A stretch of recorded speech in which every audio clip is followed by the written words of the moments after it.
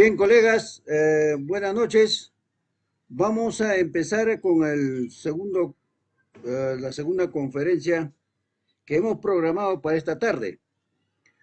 Yo quiero dar pase eh, al doctor César Marmanillo para que él pueda anunciar el título de la disertación. Él es politólogo, es investigador, tiene 2 libros ya publicados, eh, tiene un diplomado en Derecho Penal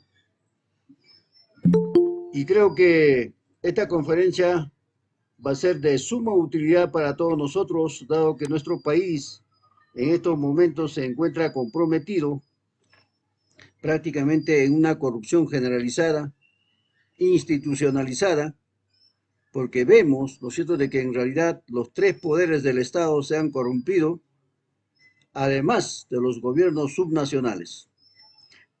¿No? Tras esto, incluso tenemos una corrupción, digamos, de grupos, de élites de personas, ¿no? Que prácticamente, ¿no es cierto?, han hecho una suerte de fortuna en el marco de la constitución fujimorista. Siempre hay que pensar en los términos adecuados de que en realidad una constitución es una norma, es una ley de las leyes, bajo las cuales, ¿no es cierto?, se rige el comportamiento de los ciudadanos, se determina el comportamiento de los actores económicos, se determina la conducta de las instituciones y las entidades, ¿no es cierto?, que se encuentran dentro del país. Eso prácticamente se ha quebrado en estos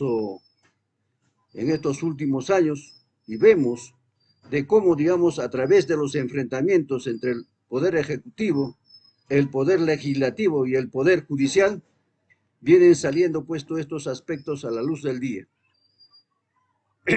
Cada quien o cada uno de nosotros manejamos obviamente diferentes opiniones con respecto a ello.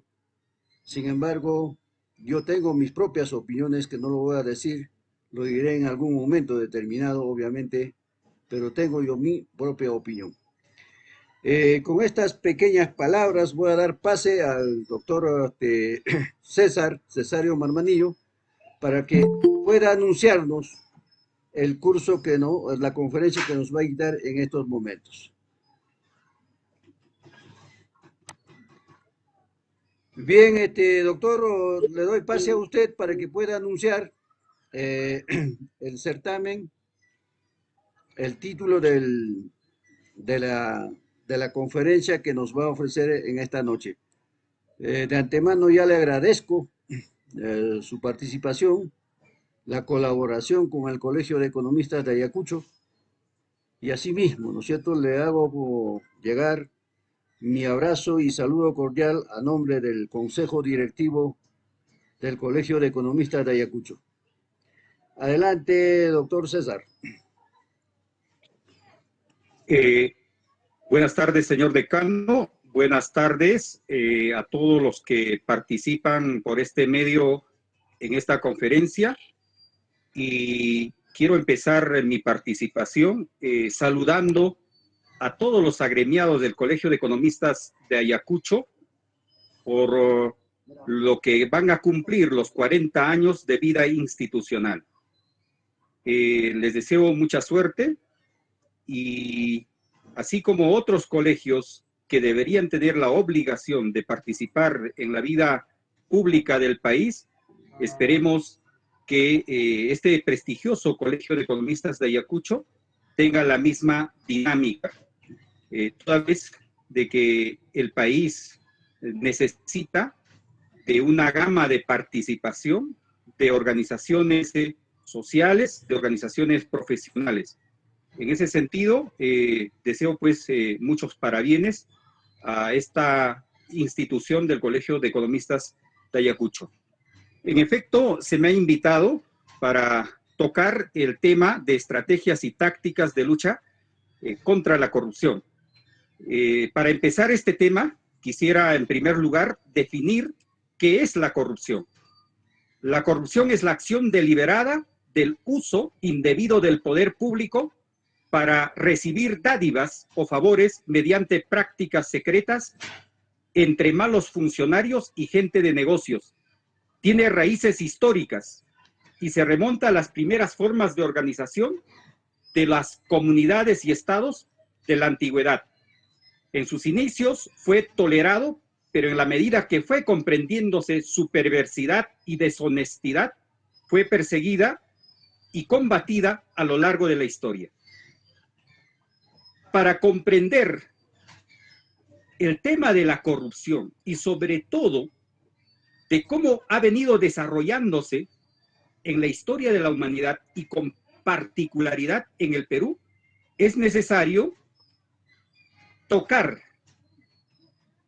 de cómo se ha desarrollado la corrupción en la historia universal.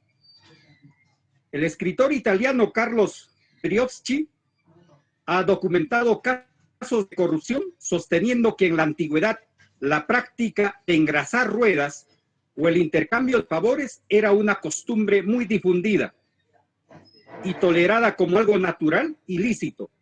Para ilustrar su apreciación, precisa que la ciudad de Babilonia, creada hace más de 2000 años antes de Cristo, era sinónimo de caos y corruptela.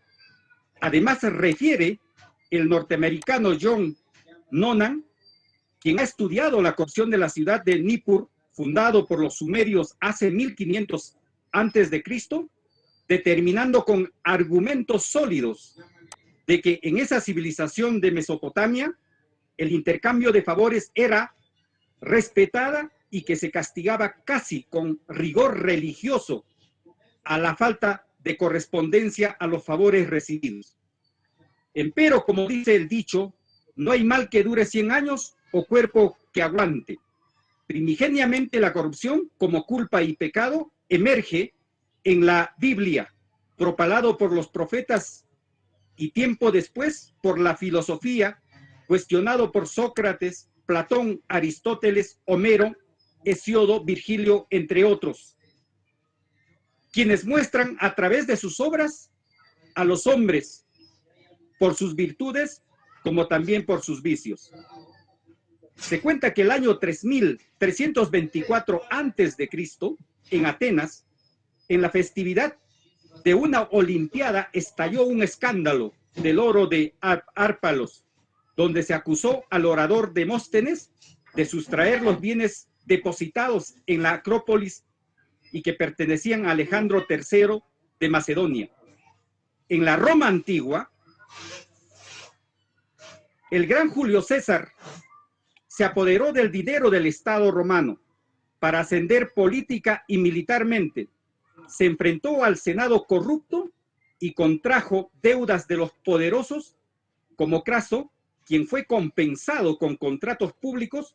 Por ello Montesquieu sentenciaba: fue Julio César, junto a Craso y Pompeyo, quien introdujo la costumbre de corromper al pueblo a un caro precio. La recurrente y acumulativa corrupción de su gobierno y dirigentes provincianos fue una de las causas que favoreció la caída del Imperio Romano, que ya era atacado por las hordas bárbaras del norte. Hacia el año 1000 de la era cristiana, la sociedad feudal empezó a decantarse en corrupción hasta el siglo XIII y XIV. Los años siguientes, el poder de la corrupción se impone ante el ideal de la anticorrupción que pregona la Iglesia, provocando hacia el siglo XV y XVI el ocaso del sistema feudal, obligando el paso al comercio global con la conquista e invasión de las Indias y América, y sin ningún control de las prácticas corruptas por el papel de rapiña de los conquistadores que se hacen de la riqueza con el oro y la plata. En el siglo XVII se da la revolución económica, apoyada en la consolidación de la conquista que establece regímenes o imperios coloniales. Las autoridades coloniales reeditan la corrupción con la práctica del soborno como intercambio de favores. Además, se empoderan otras prácticas como el contrabando, el fraude, la esclavitud, la negociación de derechos a los naturales, pago de tributos y trabajo no remunerado. Las deudas eran exigidas con castigo, condena y muerte.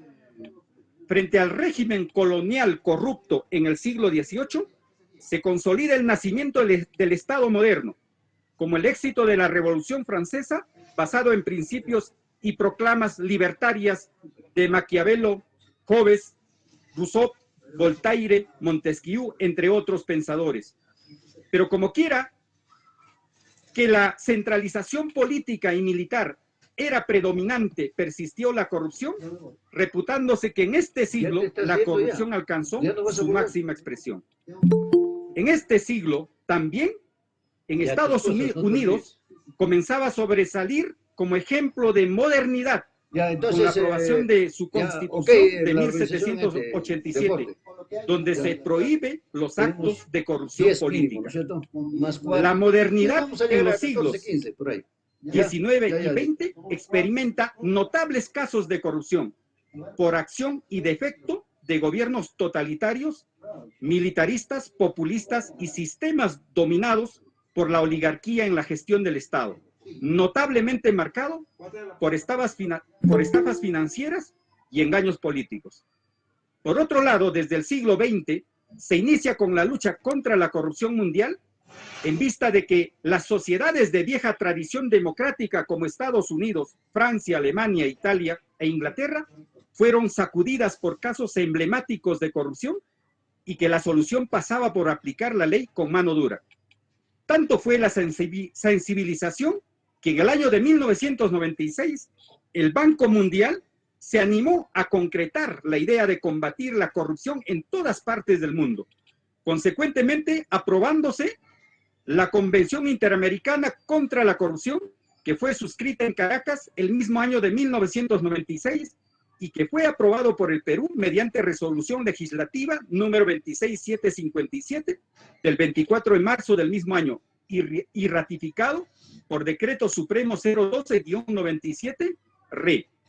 La corrupción, sin duda, es un mal endémico, tal es así que en el siglo XXI la ONU, en el marco de la Asamblea General, aprueba la Convención de las Naciones Unidas contra la Corrupción en Nueva York en octubre del 2003, desafiando al flagelo con la proclama siguiente: la corrupción es una plaga insidiosa que tiene un amplio espectro de consecuencias corrosivas para la sociedad.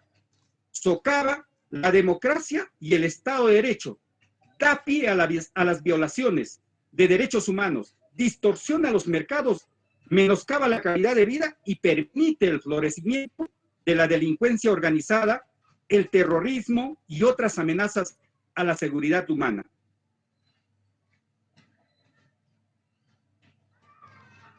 Este fenómeno maligno se da en todos los países grandes y pequeños, ricos y pobres, pero sus efectos son especialmente devastadores en el mundo en desarrollo.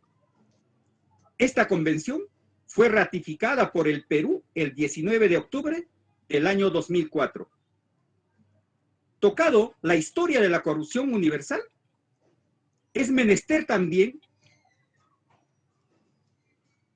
explorar la corrupción en la historia del Perú, toda vez que es necesario comprender de cómo la corrupción ha venido desarrollándose a lo largo de la historia de nuestro país, para así darnos cuenta de cómo es que así estas cosas ahora vienen sucediendo y de qué forma podemos resolver a futuro este problema que flagela a toda la humanidad y principalmente a los peruanos.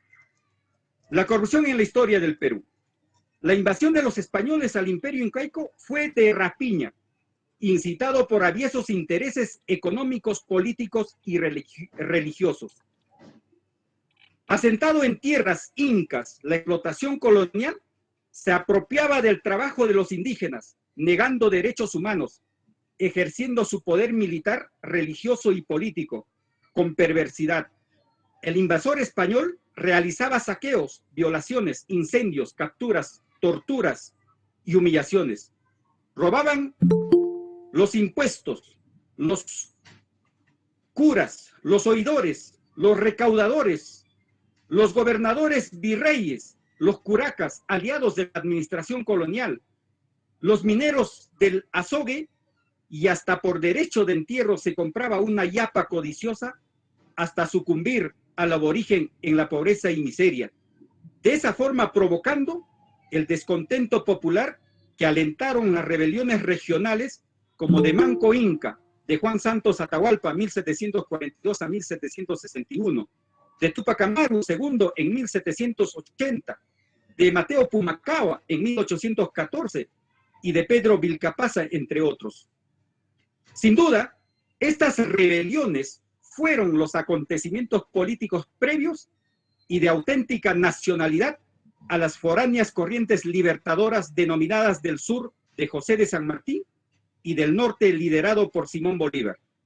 La insurgencia armada estuvo alentado, motivado e inspirado por el éxito de la Revolución Francesa de 1789 y los progresos sociales y políticos de Inglaterra hacia 1688, como también la proclamación de independencia de Estados Unidos de 1776 y la aprobación de la Constitución Liberal Española de 1812.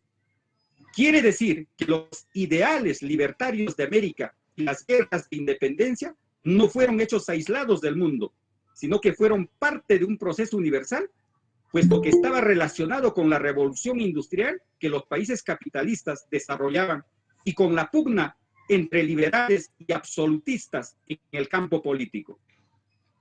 Tal es así que la producción de las fábricas se consolida en el siglo XVIII y principios del siglo XIX. Las empresas europeas requerían de materia prima para transformar en su fábrica, por lo que empiezan a financiar movimientos liberales con el objetivo de conseguir gobiernos aliados prestos a abrir mercados para vender lo producido en sus fábricas. Inglaterra era una potencia industrial, gobernada bajo el sistema político de monarquía constitucional de carácter burgués. Es por ello que financió la rebelión de los criollos en el Perú contra la corona española, como las campañas de San Martín y Simón Bolívar.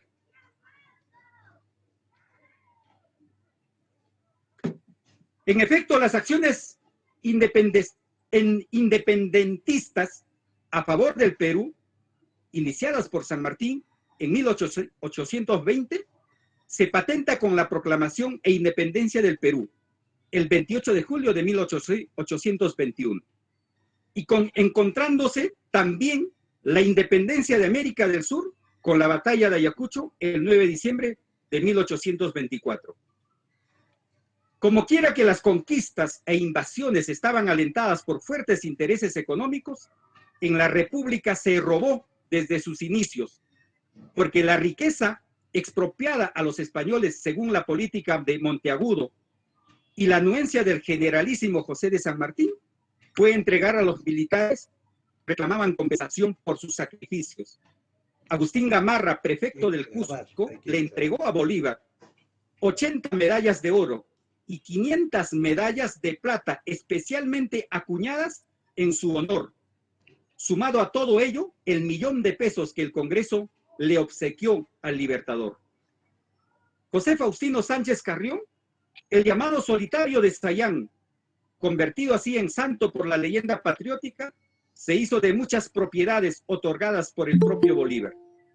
Si ocurrió así los inicios de la República, ¿qué vino después? El primer militarismo que, como dice César Hildebrand, una especie de guerra civil del AMPA condecorada. Albert Jewett, representante diplomático de los Estados Unidos, califica al gobierno de Castilla de corrupto, desleal e insolente, cuyo gabinete estaba integrado por ladrones audaces y sin escrúpulos.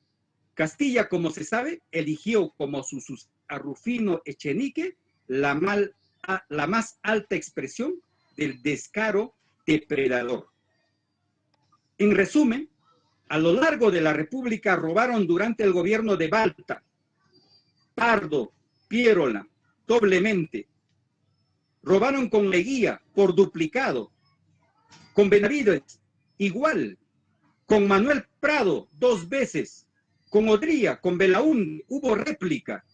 Con los militares que dijeron estar haciendo la revolución, igual, robaron.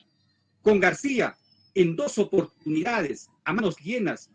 Con Toledo, igual, sucedió el robo. Mala, con Vizcarra, con Kuczynski. Estos últimos, tanto Kuczynski como Fujimori, Kuczynski robaba como en inglés y Fujimori en castellano. El regocijo de celebrar el primer bicentenario del Perú con una economía sostenible, mejores estándares de calidad de vida, una institucionalidad democrática estable y liderazgo en la región, se deslizó a razón de que el país vio a fines del siglo XX derrumbarse la estructura corrupta que se hizo del poder tras el autogolpe de Estado del 5 de abril de 1992. Y claro, gracias a la difusión de audio y videos donde se mostraba el uso, abuso y excesos del poder en una suerte de mercado de conciencias. El 2001, tras la caída del régimen corrupto de Fujimori, se da pie a un nuevo periodo democrático, donde pese a que la corrupción se había ganado la repulsa general de la sociedad, se pusieron en evidencia las prácticas secretas de corrupción, donde los ejecutivos de grandes empresas privadas de ingeniería y construcción, coludidos con funcionarios y autoridades públicas, consumaban contratos sobrevalorados con la empresa estatal Petrobras, que es una de las empresas más grandes de América Latina. Lavajato extendió su red de corrupción a más de 28 países de América Latina, entre ellos el Perú. Odebrecht efectuaba cuentas offshore que fueron abiertas en paraísos fiscales. En nuestro país, los gobiernos del siglo XXI predicaban mucho la moralidad. Sin embargo, la práctica de la corrupción ya se había instalado en Palacio de Gobierno. En la actualidad, en 2 décadas, tenemos 7 presidentes con investigación por actos de corrupción. La Contraloría General de la República, el año 2015, estimó que la corrupción le robaba al país más de 10.000 millones de soles cada año. Meses después expresó el contralor Edgar Alarcón que la corrupción le robó al país el 2015 12.500 millones de soles.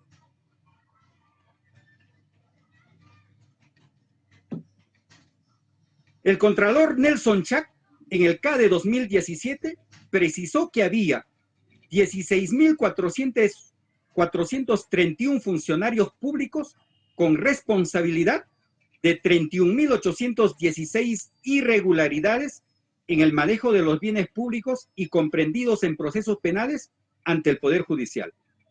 El año 2020, la corrupción ocasionó un perjuicio económico de 22.059.183.58 soles, mientras que el 2021 fue de 24.262.964.827 soles. En consecuencia, como se percibe la ascendencia y progreso de la corrupción, es preocupante. Por ende, visto los hechos recurrentes y acumulativos de la corrupción en el mundo y en nuestro país, es imperioso combatir este flagelo, erradicando la impunidad que blinda y hace habituales y reincidentes a los corruptos. Este fenómeno maligno es perverso y negativo para nuestra sociedad, porque como caracterizó Wilder Ramírez Vela, 1. La corrupción empobrece a los países. Los países más éticos y honrados crecen más que los corruptos. Un informe reciente señala que se estima entre 20.000 millones de dólares la suma existente en bancos suizos que corresponden a fondos personales de líderes políticos. 2. La corrupción crea un gobierno ineficaz, cuyo único sustento es seguir corrompiendo para mantenerse en el poder, dejando de lado el buen gobierno. 3. La corrupción crea inestabilidad política, pues se usa como medio para lograr fines políticos y comprar lealtades en ese terreno. 4.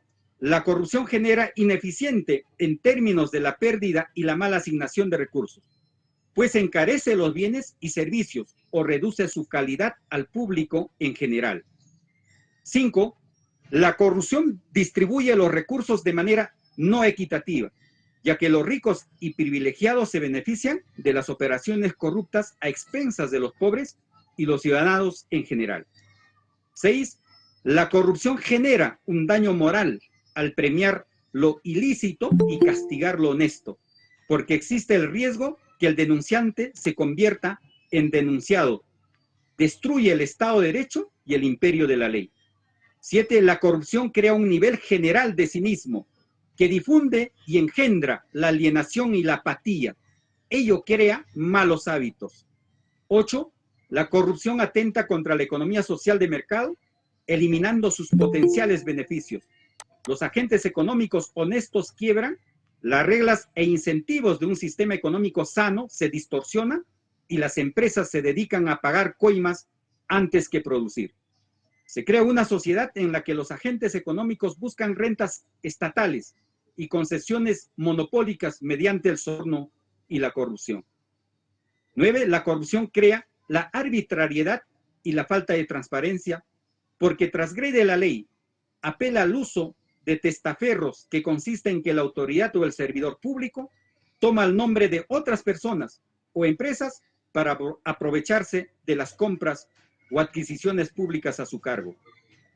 En otras palabras, la corrupción produce el hambre, la miseria y el atraso, crea el desorden, la impuntualidad y la irresponsabilidad, produce la injusticia porque atropella el derecho de los demás, desanima el deseo de superación, produciéndose el caos y el descontento, crea el irrespeto a la autoridad, a la ley y a los reglamentos, crea el nepotismo por la preferencia exagerada para los puestos públicos por los parientes de quienes detentan el poder político, desplaza a la gente idónea y capaz en puestos de dirección, dando cabida a las personas incompetentes.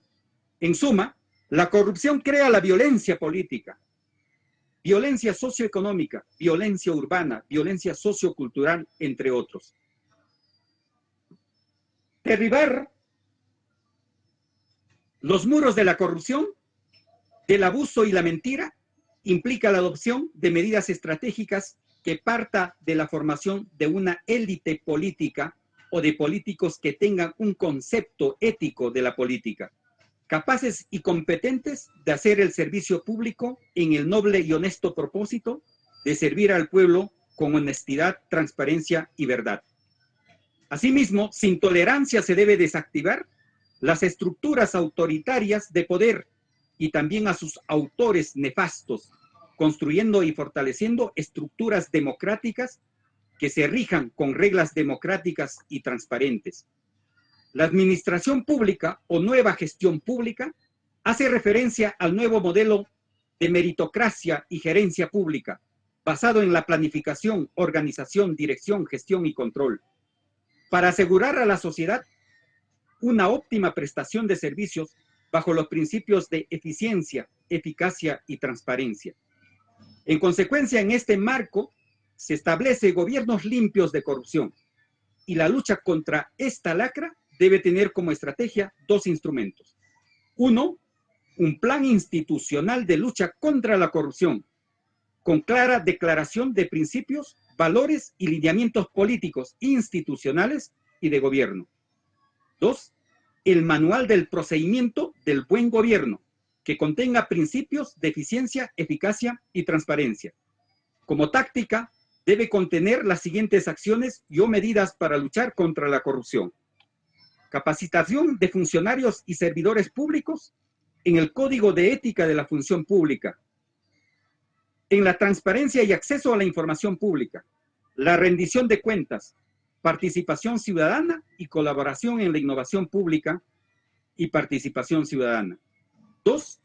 Capacitación de funcionarios y servidores públicos en las materias del sistema de administración pública, como gestión de recursos humanos, abastecimiento, presupuesto público, tesorería, endeudamiento público, contabilidad, inversión pública, planeamiento estratégico, defensa judicial del Estado, control y modernización de la gestión pública.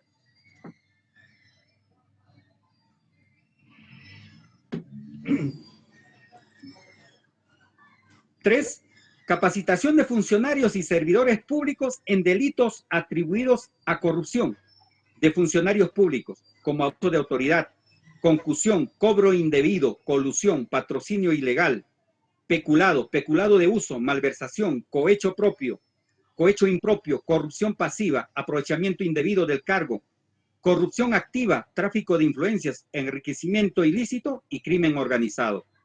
4. El análisis estadístico de las declaraciones de los activos de los funcionarios públicos. 5. Establecimiento de protección y recompensa para informantes y testigos de actos de corrupción. 6. Establecimiento y con carácter obligatorio los canales de información para hacer conocer las medidas anticorrupción.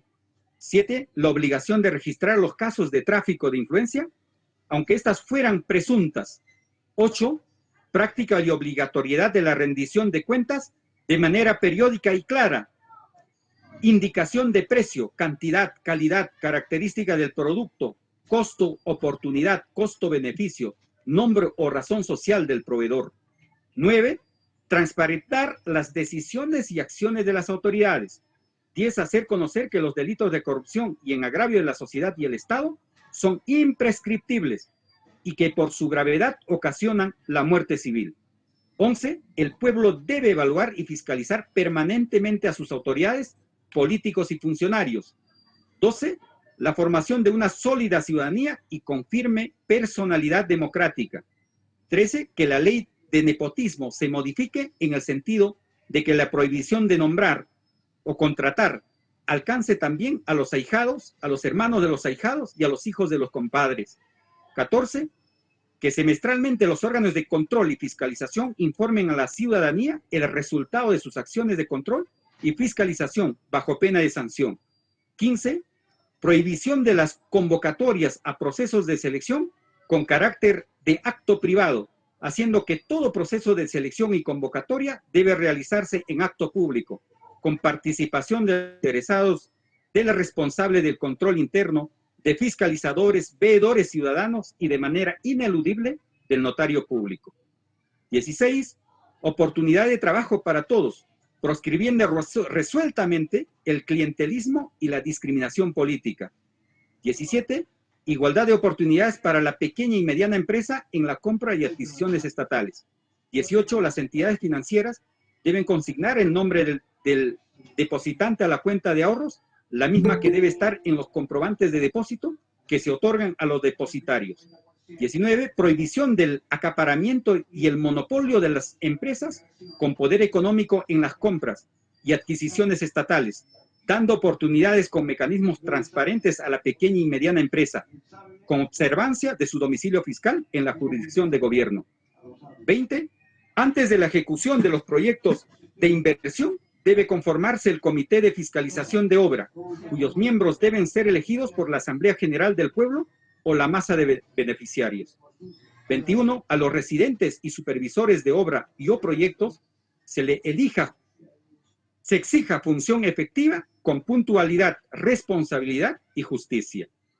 22. Se someta a evaluación y sanción cualquier actitud o postura del funcionario y o servidor público que con pretextos infundados, dilatorias y argucias interesadas, demore o enmarañe las decisiones y operaciones administrativas, que distorsionando y faltando a la verdad, transgreden los deberes del servicio laboral y las normas de obligatorio cumplimiento. Si los peruanos queremos acabar con la corrupción, que tenemos que afrontar con políticas enérgicas de lucha contra la corrupción, determinando un vigoroso marco normativo, promoviendo líderes comprometidos y gestando una poderosa y activa fuerza ciudadana. Estimados amigos, yo creo que hemos hecho una radiografía somera de cómo a la humanidad viene carcomiendo la corrupción y cómo al Perú también viene consumiéndonos. En ese sentido, es deber, es obligación desde el ciudadano más humilde actuar en la gestión pública, no solamente para identificar y parar esta lacra, sino también para que los responsables no queden impunes. Hasta aquí voy con la exposición. Estoy presto para las preguntas.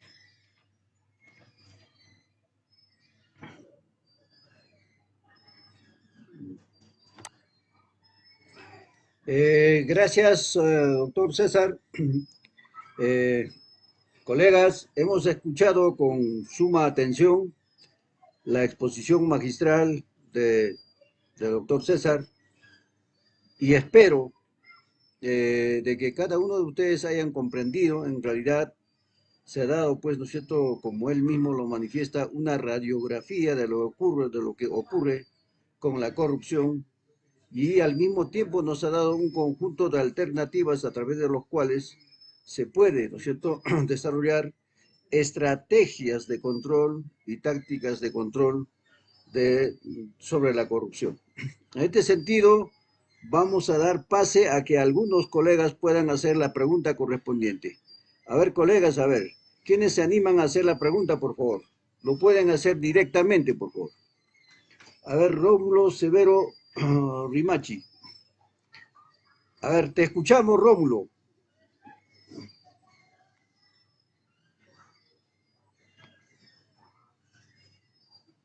¿Ya está ya? ¿Ya está Ricardo?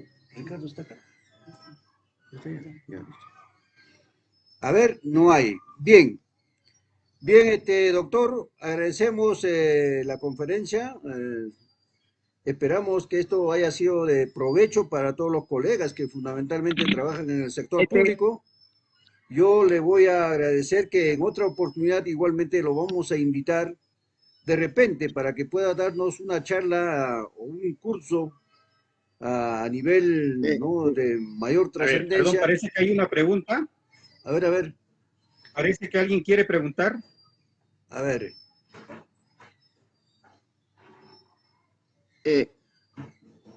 Adelante, adelante. Parece que, disculpe, señor decano del Colegio de Economistas, de igual manera también al doctor que ha expuesto en esta oportunidad y a todos los asistentes a esta magna reunión. Ante todo, muy buenas noches. Creo que en la primera oportunidad me ha preguntado, sinceramente no había prendido mi audífono y es por esa situación. Creo que es felicitar al doctor por su exposición muy concreta. Realmente eso es lo que ocurre, pues, la corrupción en nuestro país, en el mundo y concretamente también en nuestra región. Sinceramente ya está enraizado, pues, concretamente en el gobierno regional y en las municipalidades, inclusive hasta en los gobiernos comunales. Esta situación es una cosa ya prácticamente ¿cómo se llama?, enquistado en todos los poderes del Estado. Entonces, en esa situación, quisiera, ¿no?, de repente hacer una consulta al doctor que ha expuesto.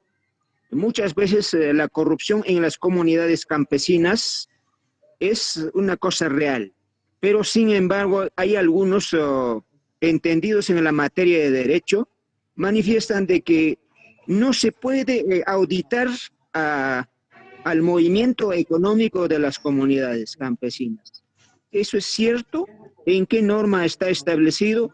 Pero sin embargo las comunidades campesinas, mediante su Asamblea General, que es la máxima autoridad, designan un comité revisor y ese comité revisor es lo que revisan. Y a eso también hay algunos conocedores de materia, no es auditable, y con eso dejan, ¿no?, de revisión, aunque la comisión ha revisado, pero sin embargo hay abogados de esa índole o bachilleres, creo que en derecho, han manifestado de que no es. Entonces, en ese sentido, han dejado por un lado. Entonces, eso sería mi consulta. Disculpa, muchas gracias. Bien, damos pase al doctor para que pueda resolver la pregunta. Adelante, doctor. Ok, gracias por la pregunta. A ver, en mi percepción de la corrupción, considero de que la corrupción ha afectado al seno mismo del pueblo. Porque el ciudadano que, por ejemplo, al conducir un vehículo no está en regla y es intervenido de pronto por un policía, y cuando le pide de repente, por ejemplo, su licencia de conducir y no tiene y le ofrece alguna dádiva, ya está practicando la corrupción. Y la corrupción es tan poderosa que no ha dejado de afectar a las comunidades campesinas. En las comunidades campesinas, la práctica de la corrupción es casi una orden del día y sucede cotidianamente.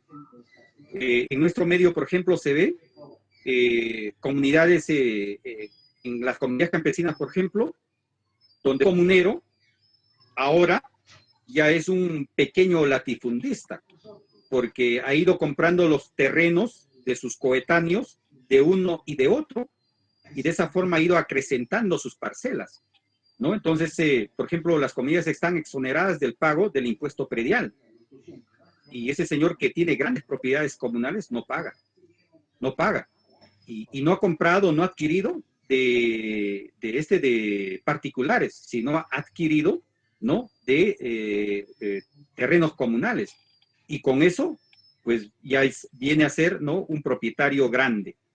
Entonces, naturalmente, como la ley de comunidades campesinas y su reglamento contempla, ¿no?, y eso al amparo de la Constitución Política del Estado, que las comunidades son autónomas económica y administrativamente, están sujetos estas organizaciones a su norma de la materia, que en este caso la ley de comunidades campesinas, y también a su reglamento y a su estatuto interno. Entonces, si dentro de su estatuto interno, ¿no?, hay comuneros que están cometiendo delito, como por ejemplo de agarrarse dinero, de acaparar tierras, bueno, ese está completamente prohibido. Habría que tomar el cauce legal y sancionar al comunero que está transgrediendo la ley, ¿no? Y que eso también debería ser parte de la lucha contra la corrupción, ¿no? Gracias. Doctor, disculpa, efectivamente, claro que necesariamente tendrá que estar establecido, ¿no?, en el estatuto de la comunidad para conformar el comité revisor. Entonces, no es auditable conforme que dicen ahí algunos asesores legales, las comunidades campesinas. El Estado no puede intervenir auditando a una comunidad campesina. Como le vuelvo a decir, dentro de su autonomía económica y administrativa, ¿no? Ellos tienen la facultad, ¿no?, de actuar conforme a su estatuto interno y las leyes de comunidades campesinas y su reglamento. Pero no puede el Estado intervenir unilateralmente, de ninguna manera. Pero aquí hay una cosa, ¿no? A ver, vamos a partir del orden siguiente. El artículo 38 de la Constitución establece de que todos los peruanos estamos en la obligación de respetar la Constitución, el ordenamiento legal del país, pero también como de hacerla cumplir, de cumplir. Entonces, en esos términos, ¿qué dice? Quien toma conocimiento de un delito está en la obligación de comunicar a la autoridad. En ese sentido, voy a partir de un ejemplo vivo que viene dándose en una comunidad en Huancavelica. Resulta que la comunidad ha dado por arriendo un terreno, ¿no?, a la empresa Claro para que instale su antena. Y de eso hay una merced conductiva que la empresa paga mensualmente. Pero como quiera que la comunidad no tiene una cuenta corriente a su nombre, a su personería jurídica, le han facultado que la empresa Claro deposite el pago a la cuenta personal del tesorero de la comunidad. Y en acta han hecho constar de que el tesorero tenía que rendir cuentas semestralmente. En efecto, la empresa ha depositado el dinero a la cuenta de este tesorero, a la cuenta personal de este tesorero. y este tesorero ha incumplido el compromiso de dar este informe semestralmente a la comunidad, y más por el contrario, ha ido gastando el dinero de manera arbitraria. Cuando la comunidad requiere el dinero para sus gastos, le solicita al tesorero y el tesorero se niega a dar el dinero. Entonces, ¿qué ocurre? ¿No? El señor dice de que no, yo no tengo, ¿no? Y dice que no, yo no les voy a dar porque ese dinero lo había gastado mi hijo, y así, ¿no? Empieza el peloteo en los miembros de la familia. Entonces, frente a esto, la acción legal, ¿cuál es? O sea, ahí no puede haber auditoría, no puede, por ejemplo, la comunidad tocar este tema de acuerdo a su estatuto interno. Tranquilamente, el presidente de la comunidad o cualquier comunero puede denunciar el hecho, ¿no?, por el delito de apropiación ilícita, porque un dinero que estaba a su cargo para custodiar, ¿no?, él lo ha gastado, ¿no?, o lo ha tomado cuando estaba en la obligación de entregar o rendir cuenta. Entonces, al rehusarse él en cumplir con esa obligación, está cometiendo el delito de apropiación ilícita. Entonces, con eso tranquilamente el Ministerio Público podría encauzar, ¿no?, una investigación, ¿no?, y la denuncia correspondiente. Muchas gracias, doctor. Comprendido. Sí, efectivamente, eso ha ocurrido pues en varias comunidades y sinceramente es muy loable. Muchas gracias, doctor. A usted por la pregunta. Bien, doctor, una vez más, gracias por esta disertación magistral. Le agradecemos infinitamente y lo vamos a invitar en otra oportunidad también. Muchísimas gracias. Puede usted salir, doctor. Gracias. A usted, señor decano, y mil gracias por la invitación y estamos a sus órdenes. Gracias. Gracias, de igual manera.